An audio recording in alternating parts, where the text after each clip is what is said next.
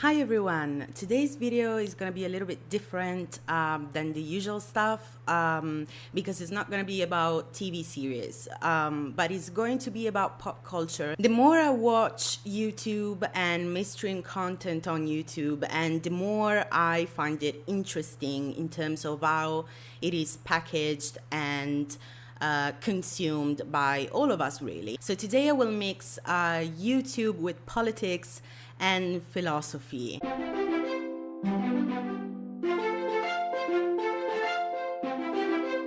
So the whole concept of this video started when I watched Tana Monjas, I think that's how you pronounce it. I should check that. Hold on.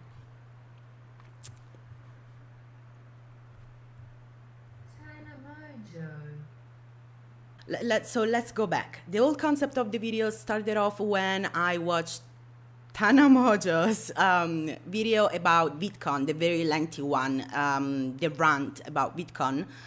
So way before this whole TanaCon thing started.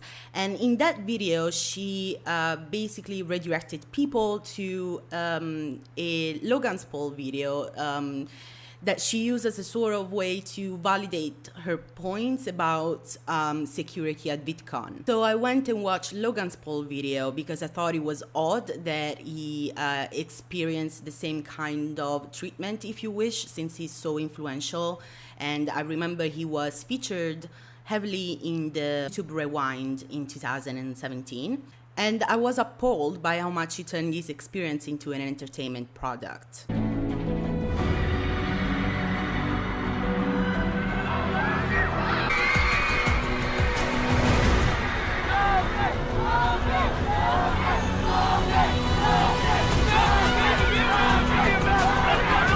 He claimed that he had no idea that his presence would cause such havoc, which I have a hard time believing because despite the recurrent mockery around the Paul's brothers in that they are not particularly smart, I do recognize in them a business cleverness. I'm not talking about their content, whether you like their content or not. I'm talking about the fact that they obviously created an image, maintained their image, and managed to insert themselves into a popular narrative, so that to be so blindly unaware of the consequences of his presence, I found it hard to believe. But even if there were the case, simply apologizing at the end of the video, yet editing it in a way which makes it so grand, makes me feel like he actually didn't care at all about what was happening, which is incredibly similar to the whole issue of his other video about the suicide forest in Japan. The problem, at least for me, mainly wasn't that he found that person. The problem is that how he handled that in post-production and how he packaged that video to appeal to the audience. In that specific situations, his fans or any other casual passerby could have been seriously hurt by the stunt that he pulled. And obviously VidCon freaked out because of it, and security wasn't expecting that type of situation, so they didn't exactly know how to respond at first. And you know, if that would have happened, we've all could have easily jumped into the bandwagon of, you know, this company doesn't make it safe for their attendees to celebrate the event. Yet all I could see in the comments for the videos are people feeling sorry for Logan and for the fact that he was mistreated by security. Now, it's not news that we've learned to vent about every single thing, even very personal ones, online, especially on YouTube. Some YouTubers made this their branding really, and I don't think there is anything wrong with that per se. However, there is a stark difference, a level up, if you wish, or several levels up into that current methodology and instead the current mainstream methods of transforming and packaging our experiences in such an alluring way. Basically, we're all the count, being easily fooled into the spectacular packaged form of reality entertainment.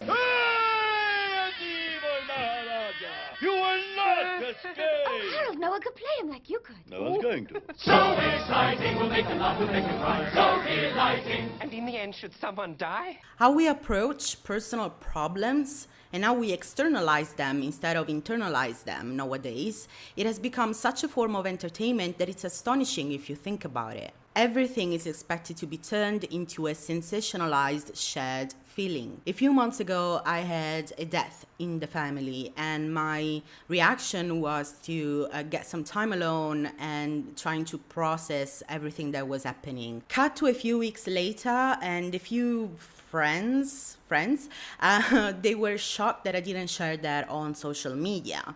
And I was shocked that they were expecting me to. I'm sorry, this is not a fucking press release. This is my grief we're talking about.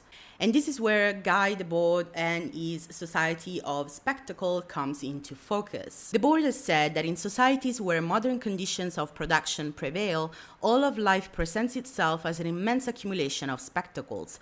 Everything that was directly lived has moved away into a representation. Basically, the spectacle is a modern form of existence based on a self-portrait of power and an uninterrupted monologue about and within itself. The real world is replaced by a series of images which succeed at making themselves regarded as the epitome of reality. As Shortino and Wright point out, the Society of Spectacle describes something simple but profound. The way that just about everything that we consume, and if we're not careful, most of what we do, embodies a mixture of distraction and reinforcement that serves to reproduce the mode of society and economy that has taken the idea of the spectacle to an almost surreal extreme. Although many commentators tend to relate the Society of Spectacle strictly to mass media and or advertising, the board has stated how important it is the system of social relations, in the sense that the spectacle is much more than something which we passively gaze at, and it increasingly defines our perception of life itself and the way we relate to others. Do you think Justin should be able to park his new Ferrari in handicap spots?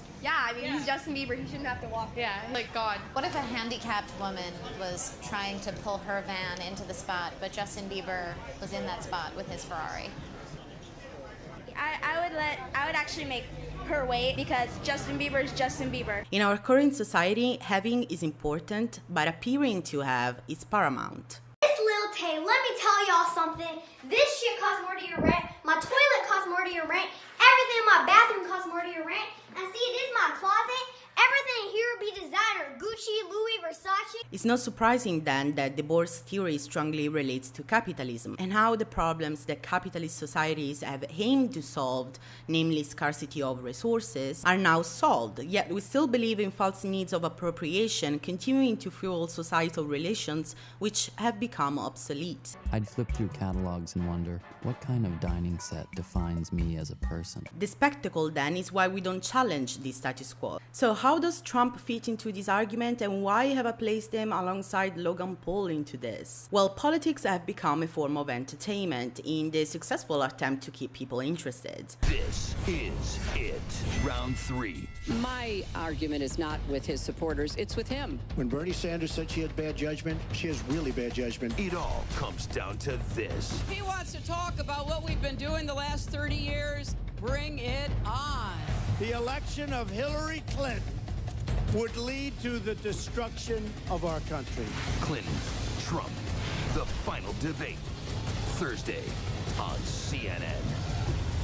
In this environment of continuous distraction, which is the most successful candidate in Love Island, meant in the run for presidency? Arguably, former reality star Donald Trump is a much more entertaining character than the so-called robotic Hillary Clinton.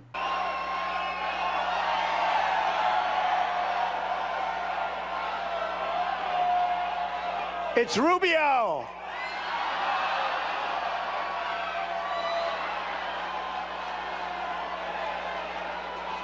That's what it... True or false becomes irrelevant. Which is the most thrilling narrative? Trump's tweets are an obvious performance of entertainment consumed by millions of people and treated as political canon, although what he posts may be incorrect, impractical, or downright deceitful. German philosopher Friedrich Nietzsche in 1883 considered the modern state as the new idol, an annihilation system producing lies. Similarly to Debord's statement of the spectacle being the opium of the masses, something which in turn he obviously got from Marx, Nietzsche also believed that social movements, such as what we would classify populism under nowadays, are rooted in the psychology of resentment. Trump and his followers seem to be an ubiquitous representation of this. Similarly to the effect fostered in the UK by the Brexit, Trump and its similar leaders have managed to exploit, articulate, and mobilize this resentment, packaging it as a gladiator spectacle. We should go back to a state of higher awareness and consciousness about the state of our current society. And today, many of people try to do that through protests, which have been and continue to be obviously extremely important to make changes in our society, yet fail into making a change of society. Debord and the situationists call this recuperation, the way in which the system acknowledges the complaints of its rebels, yet preserving its structural conditions. Instead, in order to create a true transformation of society and human consciousness, Debord developed the term detournement, which can be translated from French as something like rerouting. This practice is also quite often used in humor that tries to turn the spectacle into itself, and that's why it becomes highly subversive. Believe it or not, I'm not a Megyn Kelly fan, but I do remember him saying famously, as you do, there was blood coming out of her eyes, blood coming out of her wherever. And I was doing a wacky photo shoot, and I thought, all right, let's get, a Halloween Trump mask, put a bunch of ketchup on it, and see if he likes it when there's blood coming out of his wherever. Generally, the concept aims at appropriating an existing mediated popular idea and then repurposing it to create and convey a message which is critical and or contrary to the original message. For example, a detournement is used when slogans and logos representative of a capitalist society are turned against themselves to challenge their original meaning. Detournement techniques have been used to convey so-called situationist pranks and were later implemented in the punk movement in the late 70s. Now that is punk.